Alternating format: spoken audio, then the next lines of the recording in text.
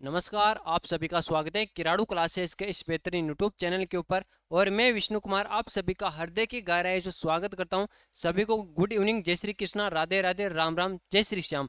तो आज की सेशन की शुरुआत करने से पहले मैं कहना चाहता हूं कि जो साथी किराड़ू क्लासेस के यूट्यूब चैनल के ऊपर पहली बार आए हो चैनल को सब्सक्राइब कर ले और साथ ही बेल आइकन को प्रेस कर दे, जिससे आने वाली वीडियो का नोटिफिकेशन आप तक पहुंच सके। तो करें आज की सेशन की शुरुआत। और आज की सेशन के अंदर हम बात करेंगे राजस्थान इतिहास से संबंधित कुछ इंपोर्टेंट क्वेश्चनों के बारे में, जो हमारे एग्जाम के अंदर रामबाण साबित हो सके। और समय आपके पास बहुत कम बचा है और जितने क्वेश्चन करना है साथियों, जितने क्वेश्चन आपको कर लेना है। तो बात करते हैं आज के सेशन के पहले क्वेश्चन के बारे में। और आज के सेशन का हमारा पहला क्वेश्चन है, राजस्थान की किस सभ्यता को प्रसाधन सौंदर्य प्रेमी सभ्यता के नाम से जाना जाता है? अब अपने राजस्थान के अंदर बहुत सारी सभ्यता है साहब। अब जिसके अंदर से अपने राजस्थान की एक सभ्यता ऐसी है जिसे प्रसाधन सौंदर्य प्रेमी सभ्यता के नाम से जाना जाता है, तो उसका नाम बताना है आपको। ऑप्शन ए आर्य सभ्यता को, ऑप्शन बी कालीबंगा सभ्यता को, ऑप्शन सी बेराड सभ्यता को, ऑप्शन डी पीलीबंगा सभ्यता को। तो जल्दी से कमेंट करके राइट आंसर बता दीजिएगा कि इसके अंदर राइट आंसर कौन सा होगा। बिल्कुल, बहुत बढ़िया, जल्दी जल्दी कमेंट करिएगा। और जो अभी क्लास को देख रहे हैं वो क्लास को शेयर भी कर दीजिएगा। तो बात करें कि कालीबंगा सभ्यता है क्या है, कालीबंगा सभ्यता। जो कालीबंगा सभ्यता है ना, इस सभ्यता को सौंदर्य प्रेमी सभ्यता के नाम से भी जाना जाता है। किस नाम से जाना जाता है? सौंदर्य प्रेमी सभ्यता से भी जाना जाता है। किसको? कालीबंगा सभ्यता। अभी कालीबंगा सभ्यता ये कहाँ पे स्थित है? ये अपने राजस्थान के अंदर एक प्यारा सा जिला है। कौन सा? हनुमानगढ़। हनुमानगढ़ जिले के अंदर कौन सी सभ्यता है? हनुमानगढ़ जिले के अंदर सभ्यता कौन सी? कालीबंगा सभ्यता है। कौन सी नदी के किनारे पे स्थित है? तो नदी के बारे में भी आपसे पूछा जा सकता है कि कौन सी नदी के किनारे। तो एक नदी है भाई साहब, कौन सी? घग्गर नदी या सरस्वती नदी, या दोनों में से आपको एक देखने को मिल सकता है। कौन कौन सा? घग्गर नदी भी आपको देखने को मिल सकता है और सरस्वती नदी भी आपको देखने को मिल सकता है साहब। फिर बात करते हैं कि जो कालीबंगा सभ्यता है, कालीबंगा सभ्यता की खोज किसके द्वारा की जाती है भाई साहब, है ना? तो अमलानंद घोष के द्वारा। किसके द्वारा? अमलानंद घोष के द्वारा कालीबंगा सभ्यता की खोज की जाती है। अमलानंद घोष के द्वारा कालीबंगा सभ्यता की खोज की जाती है। बातें आपको ध्यान रखना है कालीबंगा सभ्यता से संबंधित। यानी कालीबंगा सभ्यता राजस्थान के हनुमानगढ़ जिले के अंदर स्थित है। कालीबंगा सभ्यता कौन सी नदी के किनारे स्थित है? तो घग्गर नदी या सरस्वती नदी के किनारे स्थित है। फिर बात करते हैं कालीबंगा सभ्यता की खोज किसके द्वारा की जाती है? तो कालीबंगा सभ्यता की खोज अमलानंद घोष के द्वारा की जाती है। किनके द्वारा? अमलानंद घोष के द्वारा कालीबंगा सभ्यता की खोज की जाती है साहब। अब जल्दी से आप इसका स्क्रीनशॉट ले लीजिएगा। उसके पश्चात हम आगे अगले क्वेश्चन की तरफ बढ़ते हैं। और आज के सेशन का हमारा दूसरा क्वेश्चन है, राजस्थान की वह सभ्यता जिसे ताम्रयुगीन सभ्यता की जननी कहा जाता है। सभ्यता से संबंधित कुछ इंपोर्टेंट क्वेश्चन है, इनसे आपको एग्जाम में क्वेश्चन देखने को मिलेगा। अब अपने राजस्थान के अंदर वह सभ्यता जिसे ताम्रयुगीन सभ्यता की जननी कहा जाता है, कौन सी सभ्यता को ताम्रयुगीन सभ्यता की जननी कहा जाता है? क्या आर्य सभ्यता को कहा जाता है? ऑप्शन बी गणेश्वर सभ्यता को, ऑप्शन सी नौ सभ्यता को, ऑप्शन डी बेराट सभ्यता को। तो जल्दी से कमेंट करके बता दीजिए कि अपना राजस्थान है, अपने राजस्थान के अंदर कौन सी सभ्यता है जिसको ताम्रयुगीन सभ्यता की जननी कहा जाता है? अरे बिल्कुल, बहुत बढ़िया। कौन सा हो जाएगा? गणेश्वर सभ्यता। कौन सी सभ्यता? गणेश्वर सभ्यता। अब गणेश्वर सभ्यता ना, ये पहले तो कहाँ पे थी? पहले कौन से जिले के अंदर थी साहब? पहले तो थी ये सीकर जिले के अंदर। कहाँ पे थी? पहले सीकर जिले के अंदर थी साहब। कौन सी सभ्यता थी? बिल्कुल साहब, गणेश्वर सभ्यता। लेकिन अभी वर्तमान की बात करें ना अपन, कि वर्तमान समय के अंदर क्या, वर्तमान के अंदर गणेश्वर सभ्यता कौन से जिले के अंदर स्थित हो? नीम का थाना के अंदर। कौन से थाना में? नीम का थाना। नीम का थाना है। नीम का थाना के अंदर कौन सी सभ्यता है? गणेश्वर सभ्यता है। और ये गणेश्वर सभ्यता ना, ये ताम्रयुगीन सभ्यताओं की जननी। किनकी है? ताम्रयुगीन सभ्यताओं की जननी है। और फिर बात करें गणेश्वर सभ्यता के बारे में कि कौन सी नदी के किनारे स्थित है भाई साहब। क्या गणेश्वर सभ्यता है? गणेश्वर सभ्यता कौन सी नदी के किनारे स्थित है? तो कौन सी नदी हो जाएगी? कांतली नदी के किनारे स्थित है। कौन सी नदी के? कांतली नदी के किनारे स्थित है साहब। कांतली नदी के किनारे कौन सी सभ्यता स्थित है? गणेश्वर सभ्यता स्थित है। अब आप इसका स्क्रीनशॉट ले लीजिएगा। उसके पश्चात हम अगले क्वेश्चन की तरफ विधिवत रूप से आगे बढ़ेंगे साहब। बिल्कुल। और अगला क्वेश्चन है आपके सामने, निम्नलिखित में से कौन सी सभ्यता बनास संस्कृति सभ्यता के नाम से जानी जाती है? क्या बागोर सभ्यता, बालातल सभ्यता, आहड़ सभ्यता या बेराट सभ्यता? तो क्वेश्चन है निम्नलिखित में से कौन सी सभ्यता बनास संस्कृति के नाम से जानी जाती है साहब। तो कौन सी जानी जाती है जल्दी से कमेंट करके बताइएगा। बहुत बढ़िया, कौन सी सभ्यता? आहड़ सभ्यता। कौन सी सभ्यता हो जाएगी भाई साहब? आहड़ सभ्यता। और ये आहड़ सभ्यता है ना, ये राजस्थान के कौन से जिले के अंदर स्थित है? तो अपना राजस्थान, अपने राजस्थान के उदयपुर जिले के अंदर स्थित है। कहाँ पे? अपना राजस्थान है, अपने राजस्थान के उदयपुर जिले के अंदर स्थित है। कौन सी सभ्यता? आहड़ सभ्यता। और आहड़ सभ्यता है ना, ये कौन सी नदी के किनारे स्थित है? एक नदी है भाई साहब, कौन सी? आयड़ नदी। कौन सी? आयड़ नदी। आयड़ नदी के किनारे पर है। कौन सी नदी के किनारे पर? आयड़ नदी के किनारे पर है साहब, है ना। ये भी इंपॉर्टेंट है कि आयड़ नदी के किनारे पर कौन सी सभ्यता स्थित है? तो आहड़ सभ्यता है। आहड़ सभ्यता अपने राजस्थान के कौन से जिले के अंदर स्थित है? तो आपको बता देना है भाई साहब, उदयपुर के अंदर। चलो स्क्रीनशॉट ले लीजिएगा इसका।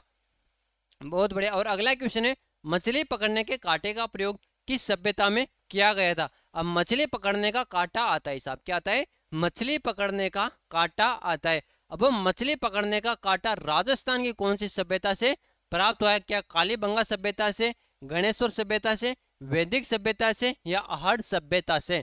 तो जल्दी से बताइएगा, राइट आंसर क्या होगा? बिल्कुल भाई साहब, क्या होगा? गणेश्वर सभ्यता। कौन सी सभ्यता हो जाएगी? गणेश्वर सभ्यता है ना। गणेश्वर सभ्यता से मछली पकड़ने का कांटा प्राप्त हुआ है। क्या हुआ है? मछली पकड़ने का, मछली पकड़ने का कांटा। क्या? मछली पकड़ने का कांटा मिला है साहब गणेश्वर सभ्यता से ना। और गणेश्वर सभ्यता के बारे में कहा जाता है कि गणेश्वर सभ्यता के लोग शाकाहारी भी थे और मांसाहारी भी थे। क्या थे?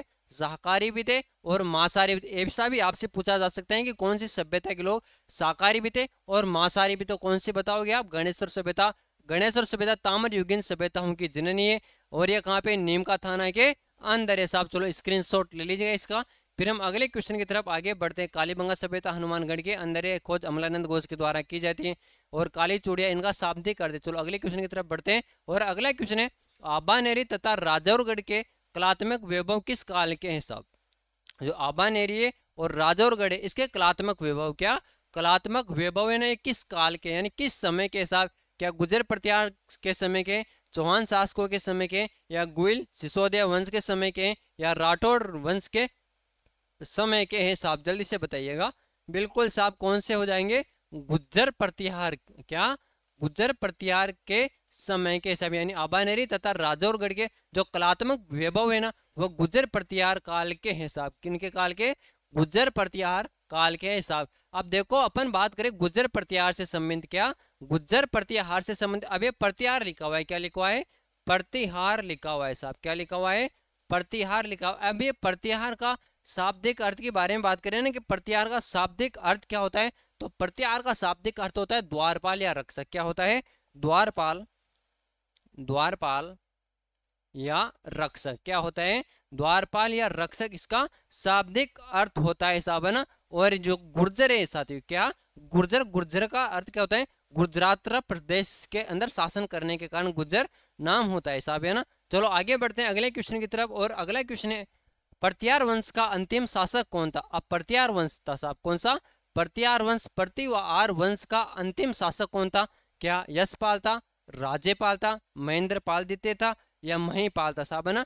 क्वेश्चन नंबर 6, क्वेश्चन नंबर 6 का आपको राइट आंसर बताना है साहब। क्वेश्चन नंबर 6 का राइट आंसर कौन सा होगा साहब? बिल्कुल, बहुत बढ़िया। क्वेश्चन नंबर 6, क्वेश्चन नंबर 6 का राइट आंसर कौन सा हो जाएगा? यशपाल हो जाएगा। कौन हो जाएगा? यशपाल। अब ये यशपाल है ना, ये पूरे भारत के अंदर, कहाँ पे? पूरे भारत के अंदर प्रतिहार वंश का अंतिम शासक था साहब। पूरे भारत में, पूरे भारत में प्रतिहार वंश का, प्रतिहार वंश का अंतिम शासक था। क्या था? पूरे भारत के अंदर प्रतिहार वंश का अंतिम शासक था भाई साहब। कौन था? प्रतिहार वंश का अंतिम शासक यशपाल था साहब। कौन था? यशपाल था। चलो स्क्रीनशॉट ले लीजिएगा इसका। फिर हम अगले क्वेश्चन की तरफ विधिवत रूप से आगे बढ़ेंगे। बहुत बढ़िया। और अगला क्वेश्चन है भाई आपके सामने, महान संस्कृत कवि एवं नाटककार राजशेखर निम्नलिखित में से किसके दरबार में संबंधित थे साहब, है ना।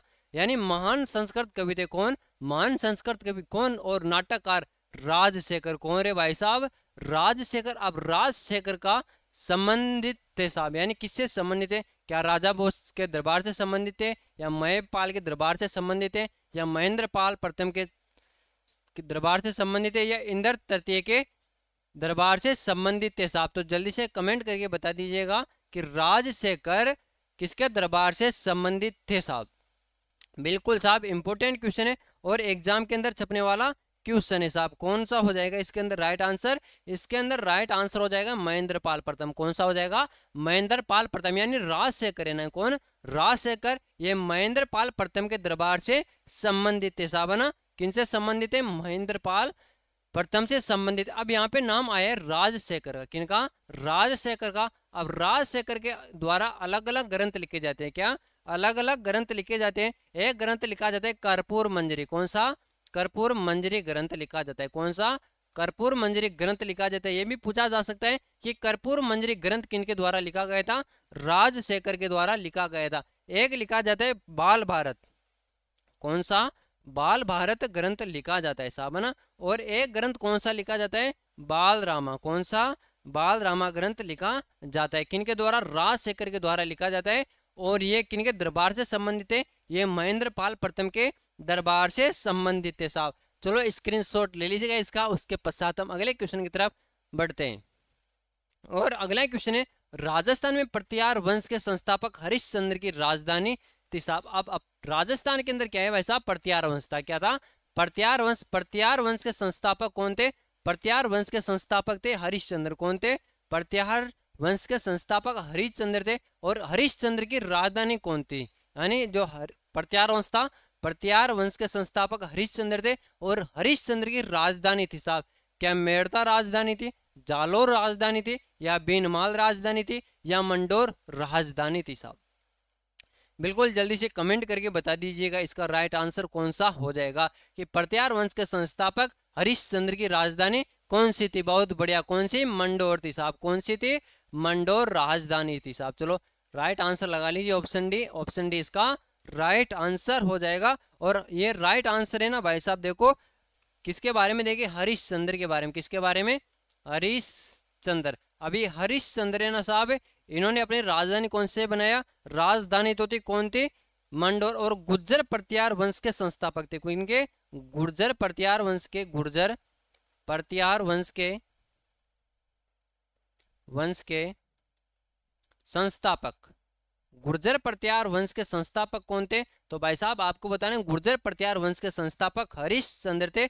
और ये गुर्जरों का आदि पुरुष कहा जाता है। जो हरिश्चंद्र है, हरिश्चंद्र को क्या कहा जाता है? गुर्जरों का आदि पुरुष कहा जाता है। क्या?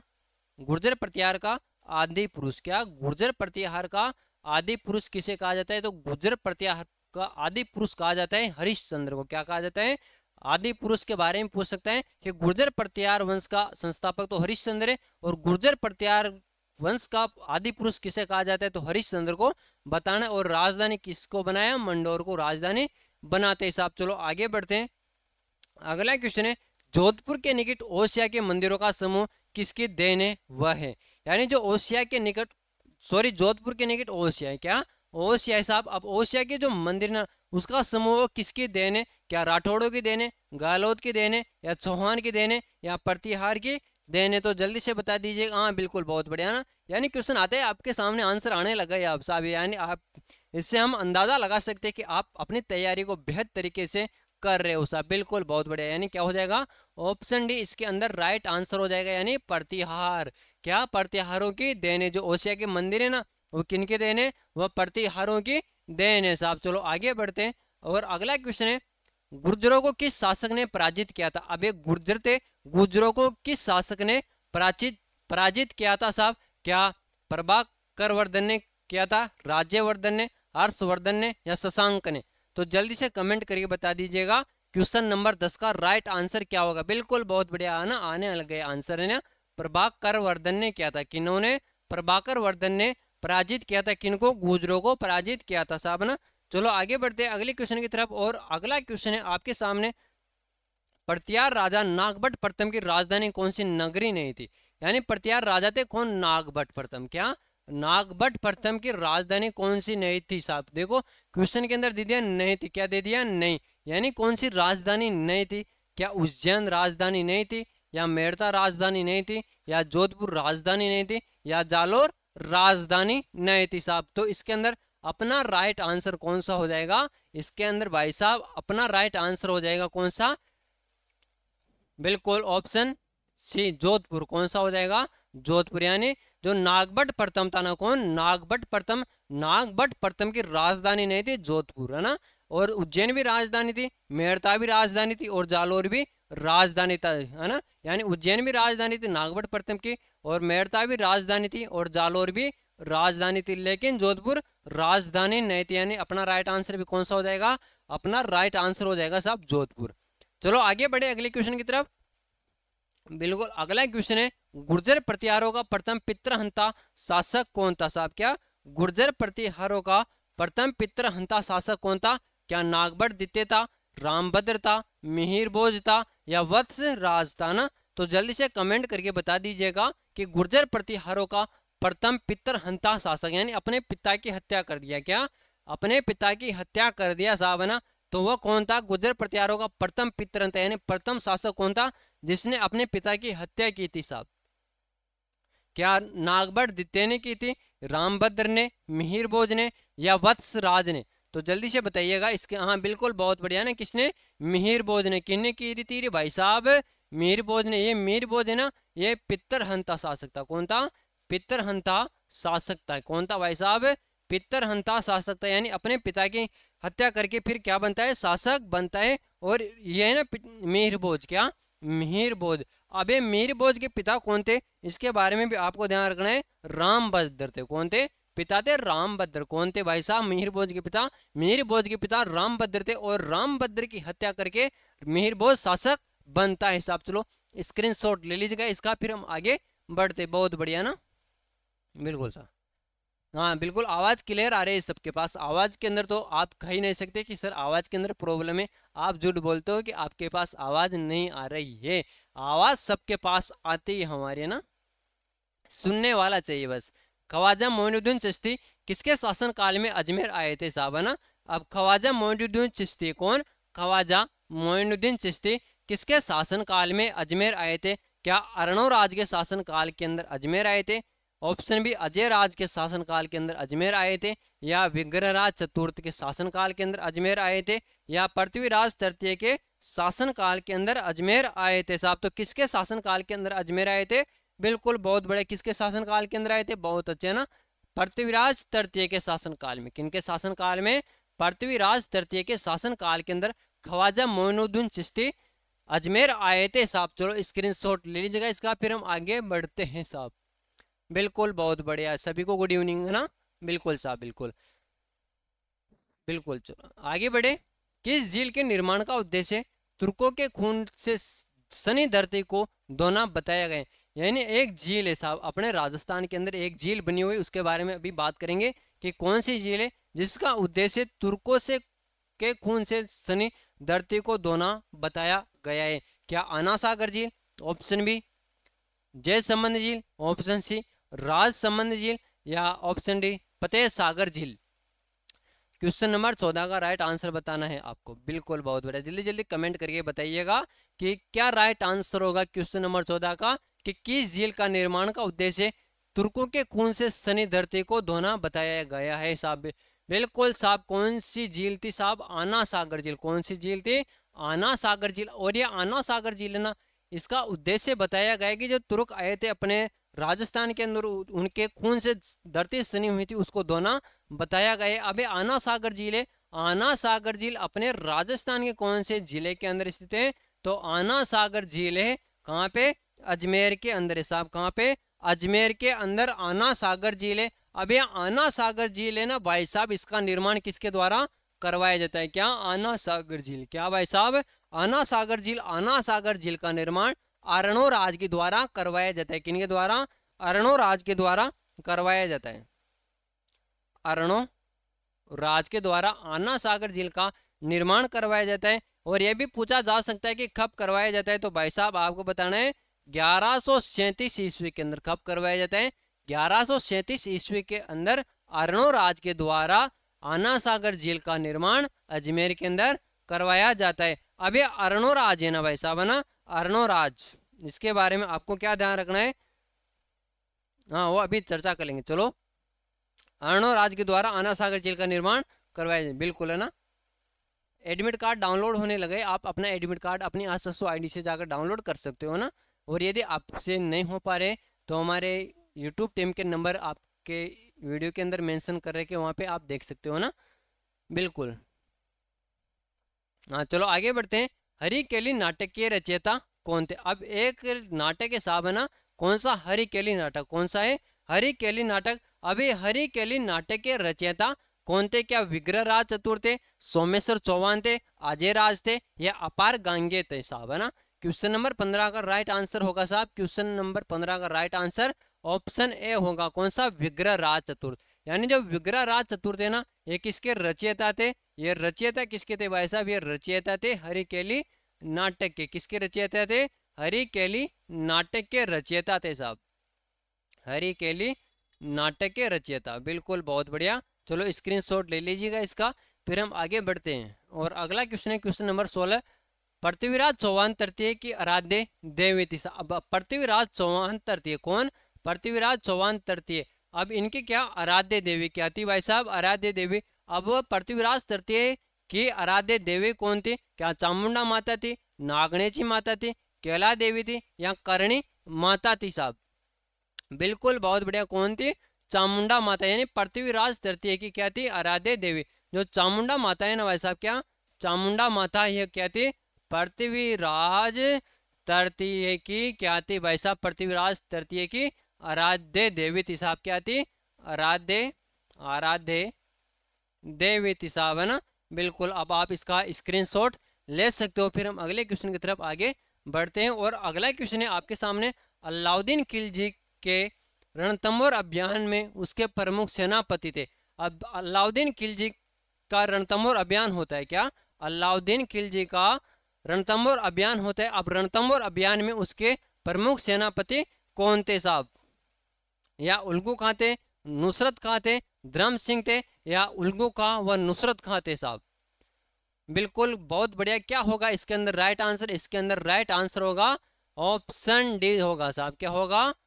ऑप्शन डी इसके अंदर राइट आंसर होगा। उल्गू का व नुसरत का अलाउद्दीन खिलजी के रणथंभौर अभियान के प्रमुख सेनापति थे साहब। चलो स्क्रीनशॉट ले लीजिएगा, फिर आगे बढ़ते हैं। और बहुत बढ़िया ना। अगला क्वेश्चन है, हमीरदेव चौहान ने अलाउद्दीन खिलजी के किस विद्रोही सेनापति को रणथंभौर दुर्ग में शरण दी थी? हमीरदेव चौहान थे ना, हमीरदेव चौहान ने क्या दी थी? शरण दी थी। अब किसको शरण दी थी? अलाउद्दीन खिलजी के विद्रोही सेनापति को। किनको शरण दी थी? अरे अलाउद्दीन खिलजी था। कौन था? अलाउद्दीन खिलजी। अलाउद्दीन खिलजी का एक विद्रोही सेनापति था। कौन था? विद्रोही सेनापति। अब विद्रोही सेनापति को अपने राजस्थान के अंदर रणथंभौर के हमीरदेव चौहान थे। कौन? हमीरदेव चौहान। हमीरदेव चौहान ने शरण दी थी साहब। और वो शरण कहाँ पे दी थी? रणथंभौर दुर्ग में दी थी। कहाँ पे दी थी? रणथंभौर दुर्ग के अंदर दी थी। अभी भी अपने राजस्थान की बात करें ना अपन, कोई पराया व्यक्ति आ जाए ना तो उसको शरण देने के अंदर पीछे हटने वाले नहीं है। बहुत पुराने समय के अंदर भी क्या, पुराने समय के अंदर भी अपने राजस्थान के लोग इतने दयालु थे साहब, राजा महाराजे इतने दयालु थे, सबको शरण दिया करते थे, है ना। अब देखो अलाउद्दीन खिलजी का एक विद्रोही सेनापति था। कौन? अब उसका नाम बताना है कि कौन सेनापति था जिसको रणथंभौर दुर्ग में हमीरदेव चौहान ने शरण दी थी। क्या अमीर खान था, या मीर अला बंदे खां था, या मीर जुबैर खां था, मीर मोहम्मद शाह था? तो जल्दी से बता दीजिए। हाँ बिल्कुल, बहुत बढ़िया। कौन? मीर मोहम्मद शाह था। कौन था? मीर मोहम्मद शाह, जिन्होंने अलाउद्दीन खिलजी ने रणथंभौर दुर्ग के अंदर शरण दी थी। यानी अपना राइट आंसर कौन सा हो जाएगा? अपना राइट आंसर हो जाएगा ऑप्शन डी हो जाएगा। चलो आगे बढ़ते हैं। और अगला क्वेश्चन है, हल्दी घाटी के युद्ध में निम्नलिखित में से कौन सा इतिहासकार उपस्थित था?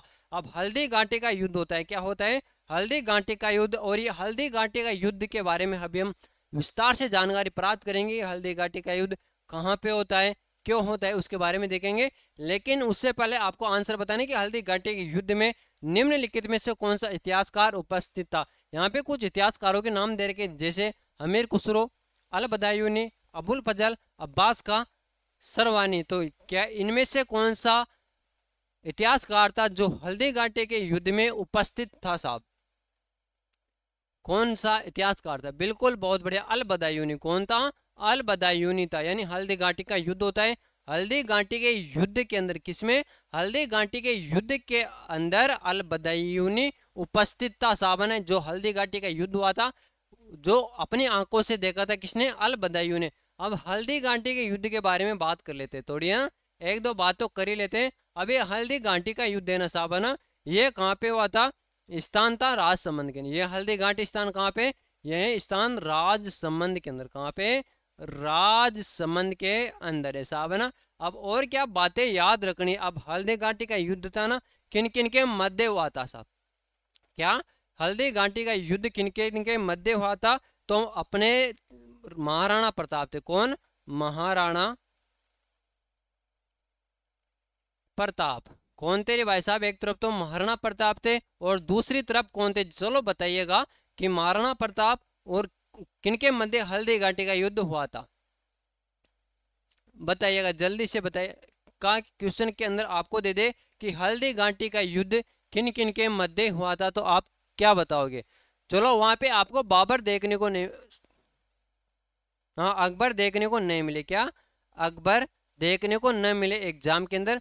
और वहां तो क्या बताओगे आप? चलो, आप बता रहे हो महाराणा प्रताप और अकबर के मध्य हल्दी घाटी का युद्ध हुआ था ना, बता रहे हो कि चलो कोई बात नहीं, लेकिन आपको एग्जाम के अंदर अकबर देखने को न मिले तो क्या बताओगे आप?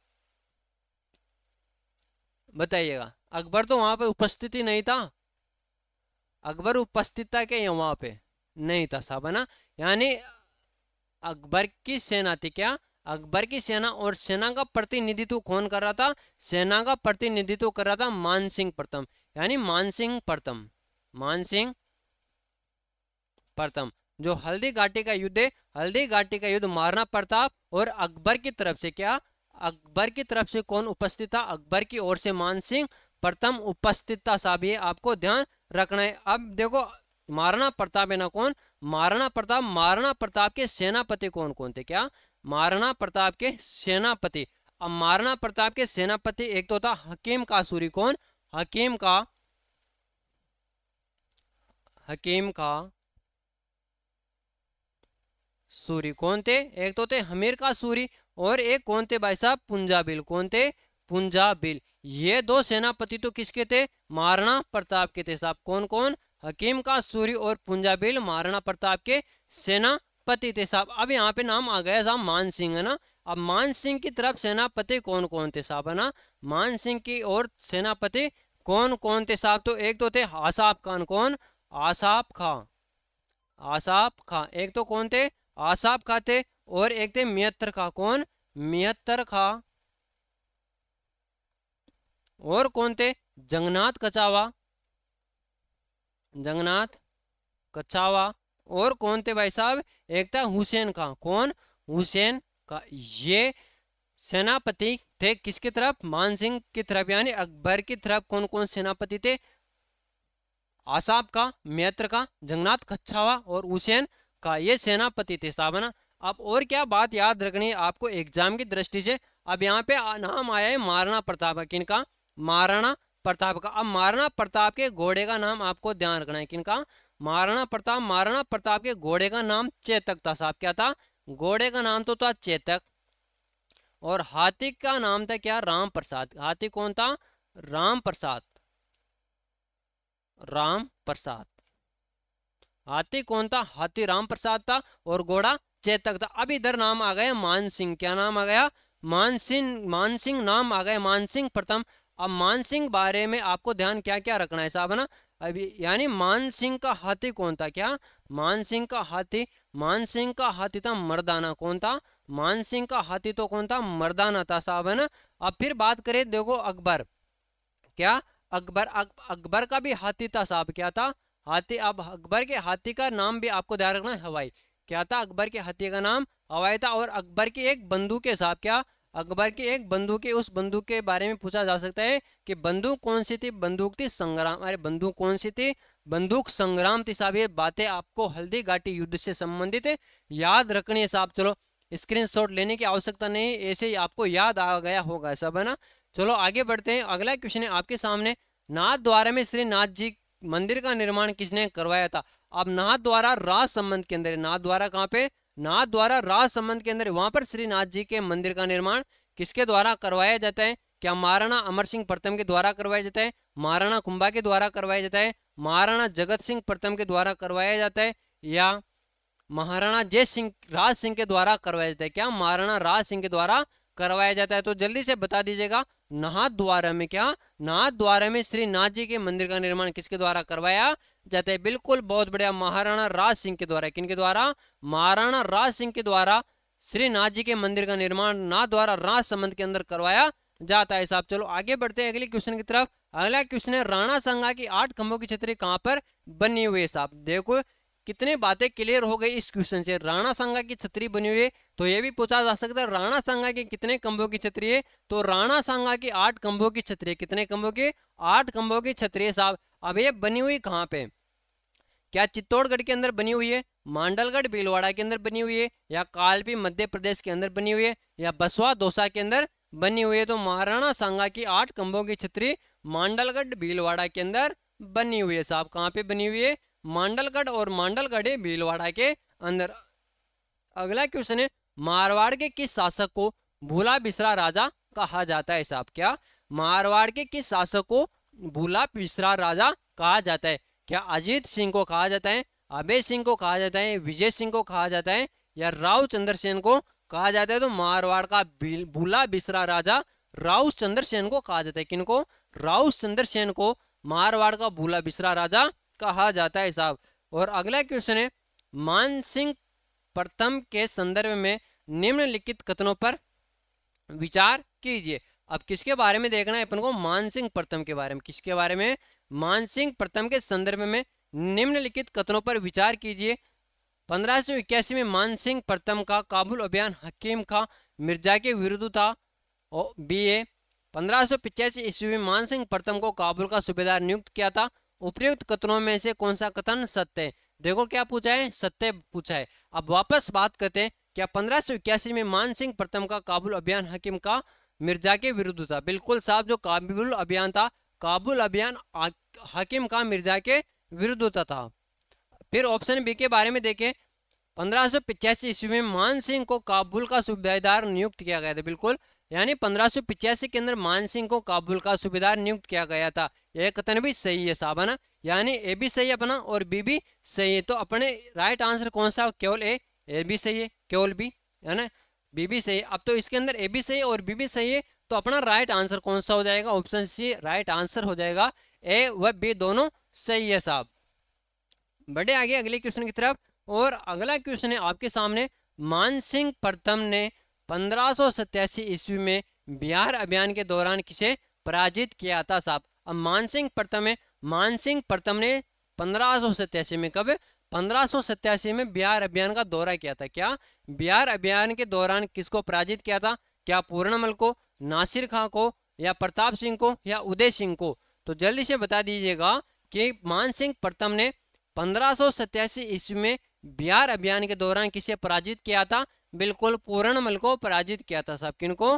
पूर्णमल को पराजित किया था। और अगला क्वेश्चन है, निम्नलिखित में से गलत कथन को छांटे। यहाँ पे कुछ कथन दे रखे हैं, उनके बारे में आपको देखना है कि कौन सा कथन गलत है साहब। क्या कौन सा कथन गलत है? अब गलत कथन अपन को ढूंढना है इसके अंदर साहब। अब ऑप्शन है, नागौर दरबार 3 नवंबर 1565 को लगाया गया था। बीकानेर से नागौर दरबार में राय सिंह व पृथ्वीराज ने भाग लिया था। मारवाड़ की शरण स्थली सिवाना बाड़मेर को कहा जाता है। चंद्रसेन द्वारा नागौर दरबार छोड़ने पर अकबर क्रोधित होकर उस पर आक्रमण करता है साहब। आप गलत कथन ढूंढना है। बिल्कुल, नागौर दरबार 3 नवंबर 1565 को लगाया गया था। नहीं साहब, है ना? बिल्कुल कत्ता भी नहीं लगाया। क्या? बिल्कुल भी नहीं लगाया साहब 3 नवंबर 1565 को। तो नागौर दरबार कब लगाया जाता है साहब, है ना? तो नागौर दरबार लगाया जाता है कब? नवंबर 1570 को। अरे भाई साहब, कब लगाया जाता है नागौर दरबार? नागौर दरबार लगाया जाता है कब? नवंबर 1570 को लगाया जाता है। यानी अपना राइट आंसर तो यहाँ पर ही मिल गया अपन को। कौन सा? ऑप्शन है हो जाएगा। क्या ऑप्शन है हमारा राइट आंसर हो जाएगा कि नागौर दरबार नवंबर 1570 को लगाया जाता है। फिर देख लेते हैं नागौर दरबार के बारे में और क्या क्या बातें याद रखनी है। बीकानेर से नागौर दरबार में राय सिंह व पृथ्वीराज ने भाग लिया था। बिल्कुल, यानी बीकानेर से नागौर दरबार में राय सिंह ने भाग लिया था और पृथ्वीराज ने भी भाग लिया था साहब। मारवाड़ की शरण स्थली सिवाना बाड़मेर को कहा जाता है। बिल्कुल ये भी सही है कि मारवाड़ की शरण स्थली सिवाना बाड़मेर को कहा जाता है। फिर देखते हैं, चंद्रसेन द्वारा नागौर दरबार छोड़ने पर अकबर क्रोधित होकर उस पर आक्रमण करता है। बिल्कुल, जो चंद्रसेन है मारवाड़ के भूला बिसरा राजा है, उसके द्वारा क्या नागौर दरबार छोड़ देते हैं, क्या नागौर दरबार छोड़ देते हैं और अकबर क्रोधित होकर उस पर आक्रमण करता है साहब। चलो आगे बढ़ते हैं और अगला क्वेश्चन है आपके सामने, चंद्रसेन के संदर्भ में सत्य कथन का चयन कीजिए। क्या चंद्रसेन है, चंद्रसेन के संदर्भ में अपन को क्या करना है, सत्य कथन का चयन करना है साहब। अब कथन है देखिए, मारवाड़ का प्रथम शासक चंद्रसेन था जिसने छापामार गुरिल्ला पद्धति का प्रयोग किया था। कथन बी के बारे में देखें, 1580 ईस्वी में चंद्रसेन ने मुगलों को पराजित कर सोजत पाली पर अधिकार कर लिया।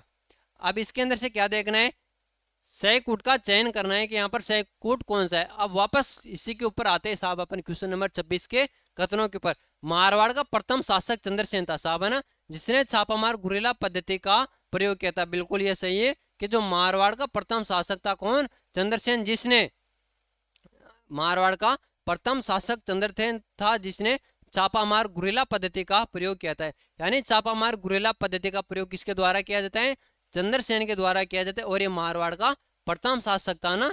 फिर आगे मारवाड़ का प्रथम शासक नहीं, यानी छापामार पद्धति का प्रयोग करने वाला प्रथम शासक था, ऐसे याद रखना है। आप ऐसे देख लो कि सर तो मारवाड़ का प्रथम शासक है, चंद्रसेन को बता रहे, नहीं मारवाड़ का प्रथम शासक नहीं था साहब, है ना। मारवाड़ छापामार पद्धति का, किसका, छापामार पद्धति का प्रयोग करने वाला मारवाड़ का प्रथम शासक था। आए समझ में। फिर देखते 1580 ईस्वी में चंद्रसेन ने मुगलों को पराजित कर सोजत पाली पर अधिकार कर लिया था। बिल्कुल ये भी सही है, 1580 के अंदर का, 1580 के अंदर चंद्रसेन ने मुगलों को पराजित कर दिया। क्या चंद्रसेन ने मुगलों को पराजित कर दिया और मुगलों को पराजित कर सोजत पाली पर अधिकार कर लिया था, है ना। तो इसके अंदर अपना राइट आंसर कौन सा हो गया, यानी ए भी सही है और बी भी सही है, ए व बी दोनों सही है साहब। चलो आगे बढ़े अगले क्वेश्चन की तरफ। और अगला क्वेश्चन है, महाराणा प्रताप की आर्थिक सहायता करने वाला बामाशाह की जन्म स्थली थी। अब महाराणा प्रताप की आर्थिक सहायता, यानी महाराणा प्रताप की स्थिति इतनी खराब हो गई थी, यानी बजट नहीं था महाराणा प्रताप के पास, तो महाराणा प्रताप की आर्थिक सहायता की जाती है बामाशाह के द्वारा। किसके द्वारा, बामाशाह के द्वारा आर्थिक सहायता की जाती है। अबे बामाशाह की जन्म स्थली कौन सी थी, क्या उदयपुर थी, पाली थी, राजसमंद थी या चित्तौड़गढ़ थी। बिल्कुल साहब, कौन सी राजधानी थी ना, यानी जन्म स्थली, सॉरी, यानी बामाशाह की जन्म स्थली कौन सी थी। बिल्कुल साहब, कौन सी थी, पाली। अरे बिल्कुल, बहुत बढ़िया ना। यानी बामाशाह की जन्मस्थली कौन सी थी, बामाशाह की जन्मस्थली पाली थी और बामाशाह के द्वारा महाराणा प्रताप की आर्थिक सहायता की गई थी। अगला क्वेश्चन है, 1857 के संग्राम में मेहराब खां व जयदयाल ने कहाँ का नेतृत्व किया था साहब, है ना। अब 1857 की क्रांति होती है साहब, स्वतंत्रता संग्राम होता है। कब 1857 की क्रांति, अभी 1857 की क्रांति, उसके अंदर मेहराब खां व जयदयाल ने कहाँ का नेतृत्व किया था। तो क्या कोटा का नेतृत्व, या धौलपुर में, भरतपुर में या अलवर में, तो कहाँ का नेतृत्व किए थे मेहराब खां व जयदयाल ने, मेहराब खां व जयदयाल ने कोटा का नेतृत्व किया था। कहाँ का, कोटा का नेतृत्व करते साहब, है ना। चलो आगे बढ़ते और अगला क्वेश्चन है आपके सामने, राज्य में 1857 की क्रांति की प्रेरणा स्रोत, यानी अपना राजस्थान है, अपने राजस्थान के अंदर 1857 की क्रांति होती है और 1857 की क्रांति की प्रेरणा स्रोत सुगाली माता का मंदिर किस जिले के अंदर स्थित है, कोटा के अंदर, उदयपुर में, जोधपुर में या पाली में। कई बार क्वेश्चन पूछा गया है यहाँ से कि 1857 की क्रांति की प्रेरणा स्रोत सुगाली माता का मंदिर कहाँ पे है साहब, तो कहाँ पे बताओगे, पाली के अंदर है। कहाँ पे भाई साहब, पाली के अंदर है। और ऐसा भी पूछा जा सकता है कि 1857 की क्रांति की प्रेरणा स्रोत कौन सी माता थी साहब, तो आप कौन सी माता बताओगे, सुगाली माता बताओगे। कौन सी माता, सुगाली माता। और इनका मंदिर कहाँ पे बना हुआ है, पाली के अंदर बना हुआ है। और अगला क्वेश्चन है, 1857 की क्रांति के समय जोधपुर का शासक कौन था। देखो मैंने पहले भी आपको कहा था कि 1857 की क्रांति हुई थी साहब, उस समय कौन सी रियासत का कौन सा शासक था। और क्या याद रखना है, एकीकरण के समय कौन सी रियासत का कौन सा शासक था? यहाँ से आपके एग्जाम में क्वेश्चन छपेगा, जरूर अवश्य छपेगा ना। तो बताइएगा 1857 की क्रांति के समय जोधपुर का शासक कौन था? क्या महाराजा तखत सिंह था, या महाराजा हनुमंत सिंह था, महाराजा बख्तावर सिंह था, या महाराजा अभय सिंह था? अब 1857 की क्रांति के समय जोधपुर का शासक था कौन? महाराजा तखत सिंह। कौन था रे भाई साहब 1857 की क्रांति के समय? महाराजा तखत सिंह जोधपुर का शासक था साहब। कहाँ का?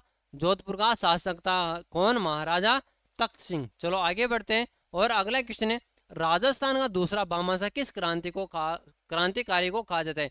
राजस्थान का दूसरा भामाशाह किस क्रांतिकारी को कहा जाता है? अर्जुनलाल सेठी को कहा जाता है, दामोदर लाल व्यास को कहा जाता है, बाल मुकुंद बिस्सा को कहा जाता है, या अमरचंद भाटिया को कहा जाता है?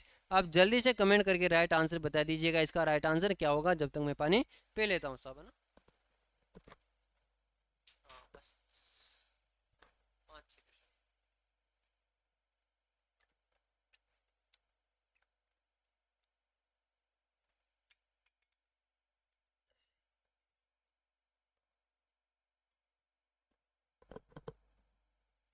वो क्या होता है ना, कंटिन्यू बोलते हैं तो पानी पीने की आवश्यकता पड़ती है साहब, गला सूख जाता है हमारे भी, है ना। हम कोई रोबोट तो नहीं जो कंटिन्यू बोलते रहे, हम भी इंसान ही। राजस्थान का दूसरा भामाशाह किस क्रांतिकारी को कहा जाता है? बिल्कुल बहुत बढ़िया, कौन से? अमरचंद भाटिया को कहा जाता है। किनको? अमरचंद भाटिया को राजस्थान का दूसरा भामाशाह कहा जाता है साहब। चलो आगे बढ़ते हैं अगले क्वेश्चन की तरफ। और अगला क्वेश्चन है, राजस्थान के राजाओं में वह कौन सा शासक था जो अपनी सेना के साथ 1857 के संग्राम में अंग्रेजों की सहायता हेतु राज्य से बाहर गया? यानी अपने राजस्थान के जो राजा थे उनमें से एक राजा ऐसा था जो अपनी सेना के साथ 1857 के संग्राम में अंग्रेजों की सहायता हेतु अपने राजस्थान से बाहर चला जाता है साहब। वो कौन सा शासक था साहब, है ना? क्या जयपुर के शासक, जोधपुर के, उदयपुर के, या बीकानेर के? तो कहाँ के शासक थे? बिल्कुल बहुत बढ़िया, कहाँ के? बीकानेर के शासक। कौन? बीकानेर के शासक 1857 के स्वतंत्रता संग्राम के अंदर अंग्रेजों की सहायता हेतु राज्य से बाहर चले जाते हैं। चलो आगे बढ़ते हैं अगले क्वेश्चन की तरफ। और अगला क्वेश्चन है, 1857 की क्रांति का तत्कालीन कारण। 1857 की क्रांति होती है, क्या आवश्यकता हो गई थी साहब जो 1857 की क्रांति हुई? इसका तात्कालिक कारण बताना है आपको कि तात्कालिक कारण क्या थे। ऐसे देखें ना तो 1857 की क्रांति के तात्कालिक बहुत सारे कारण थे साहब, है ना।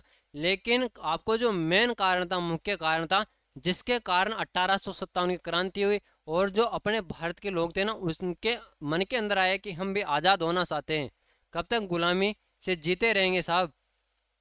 हाँ, बताइएगा।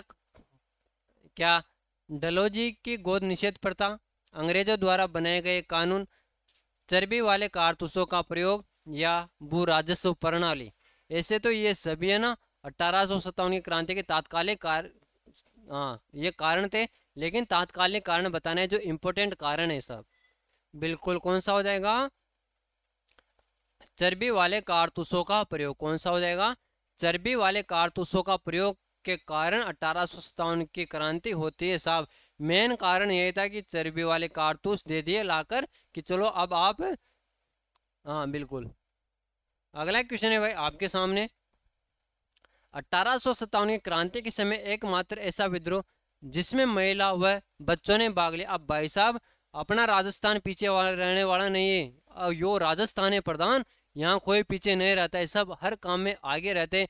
जब 1857 की क्रांति होती है ना साहब, तो एकमात्र, हाँ है ना, 1857 की क्रांति के समय एकमात्र विद्रोह ऐसा था जिसके अंदर महिलाओं व बच्चों ने भी भाग लिया था साहब।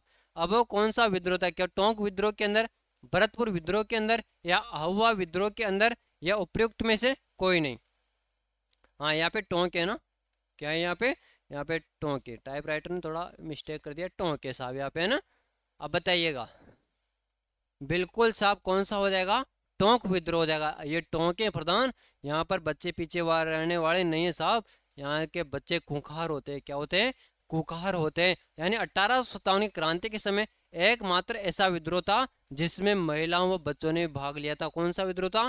टोंक विद्रोह था साहब। चलो आगे बढ़े बिल्कुल। और अगला क्वेश्चन है आपके सामने, तात्या टोपे कहाँ के क्रांतिकारी नेता थे साहब। अब तात्या टोपे की बहुत भागीदारी रही 1857 की क्रांति के अंदर। और तात्या टोपे कहाँ के क्रांतिकारी नेता थे? क्या कोटा के थे, इलाहाबाद के थे, या ग्वालियर के थे, या भाई साहब मेरठ के थे?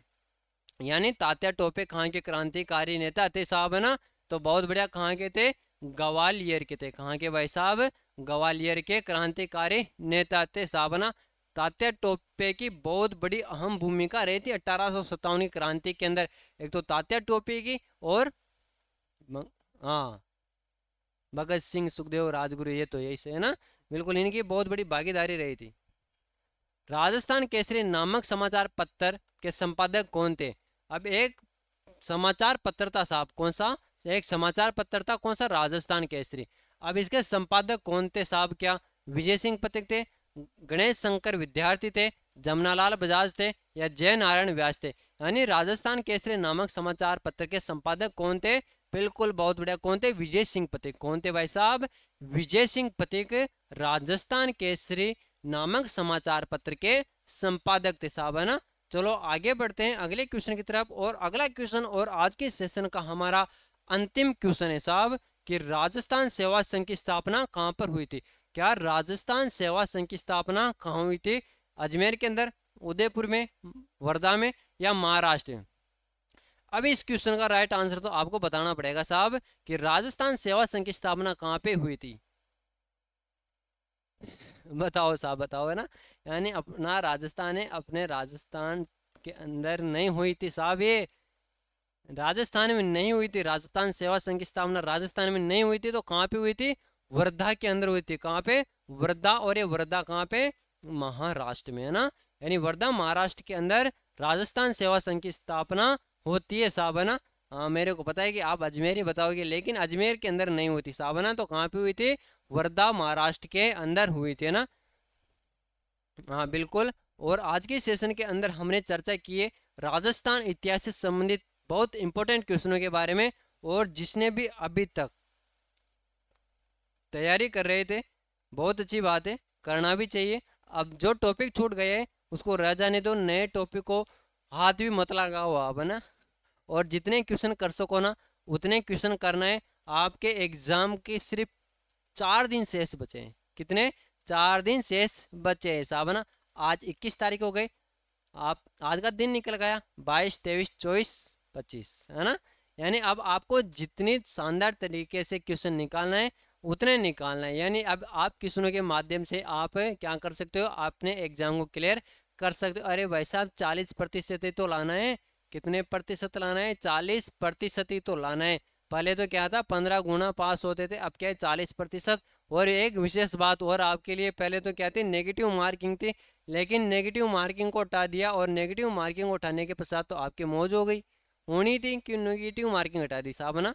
पात्रता है साहब, समान पात्रता परीक्षा, ग्रेजुएशन लेवल। बिल्कुल। तो सभी साथियों का यहाँ तक के लिए बहुत बहुत धन्यवाद। Thank you, all the best, जय हिंद, जय भारत। मिलते हैं अगले एपिसोड के अंदर। सभी का धन्यवाद।